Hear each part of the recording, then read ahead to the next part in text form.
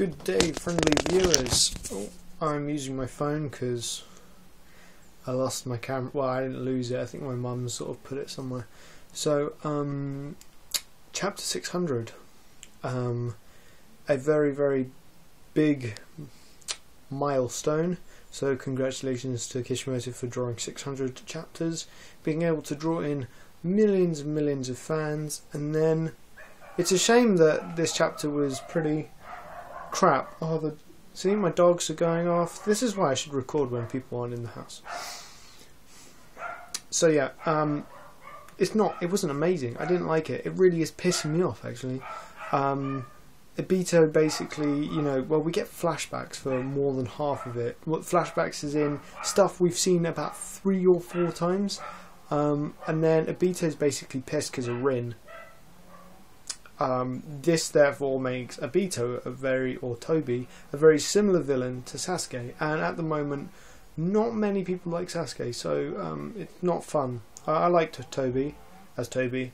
I'm not liking Obito at the moment. He's just whiny. He has that, like, to put the Sharingan on the moon just because obviously it's leading to something. He's probably been like brainwashed, but there needs to be more explanation.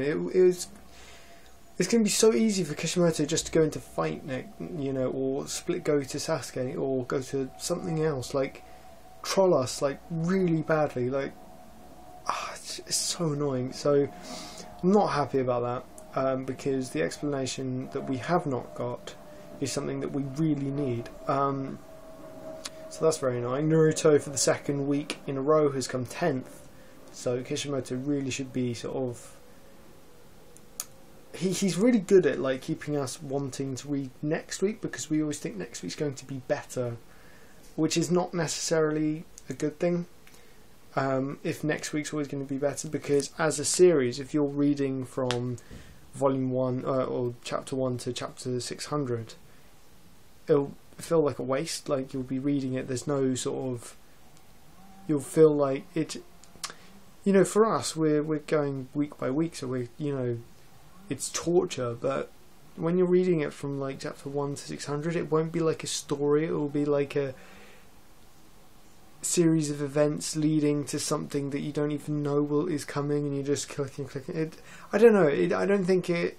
I mean, obviously it's hard to create something that has the ability to sell as a weekly manga and also as a volume. Like, some mangas do really well as a volume, and some not so well. Like, stuff that's very story based is going to do better in a volume, because obviously you can follow it a bit better rather than waiting a week. But anyways, the only redeeming factor of this chapter was Madara's appearance, which I saw that drawing of like Obito and Madara, and I was like, hallelujah, hallelujah, that's going to be hallelujah. That's going to be pretty sick. But then that like positivity came out of me very quickly, like a virus that didn't need to be there. Yeah. Basically, what really got on my nerves was the fact that Madara turns up and calls Obito by his name. So that means Madara knows Obito, who Obito is. Okay, so get this. Madara knows who Obito is, even though the 3rd Hokage was, Hokage during Obito's life and death. Madara was defeated by the 1st Hokage.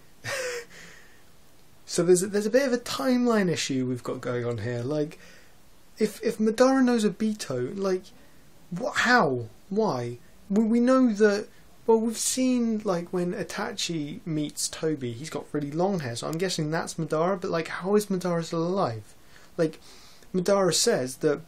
I know, obviously, Madara could just be lying, but he says he got the Rinnegan, sorry, I can't say it, when he fought the 1st. Or just before he died. He like, it's really getting on my nerves. There's so many things that aren't working for me, and I need an explanation to find any credibility in this story. I mean, as Toby, like, with Obito being Toby, like, obviously it was the most obvious thing. So in terms of a reveal or a twist, there was none. So it was a bit of a like, bland moment, but when you think about it, Obito's probably is obviously, you know, it's so obvious because it's the best character to choose, because there's the whole, like, you know, he's similar to Sasuke, but he's also similar to Naruto. He was, like, you know, rejected. He was seen as a, you know, very unpopular and untalented person. He was rejected by his clan. He was sort of not seen in any good light until his death. So I think someone's brainwashed him, because someone had to have helped him. I still think the reason that Kishimoto has brought Orochimaru back is for a good old explanation. Like, he's brought him back for a reason. It still seems a bit weird that he's working with the guy that killed him, and it's a bit weird that Sasuke sort of let him come back or brought him back or whatever. I'm not too sure about that, but hopefully we'll get more explanation next week, and hopefully Obito isn't just pissed. Because also what really annoyed me is, if this is Obito's, like, reasoning, or Toby's reasoning, whatever, that it's because Kakashi let Rin die, then when Toby last met Kakashi, there was no sort of inkling or no sort of... there was nothing towards Kakashi. It seems like he's pissed towards the ninja world for for this whole thing, but surely Kakashi was the one that started it off, so surely he'd want to, like, kill him.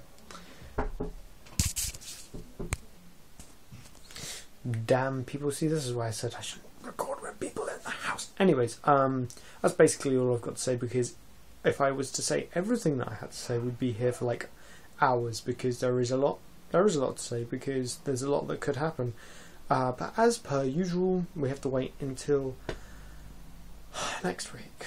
So, thank you for watching. If you like this video, then please thumbs it up. That would show your support, and hopefully other people can see that you liked it, and hopefully come and see my video and then like it.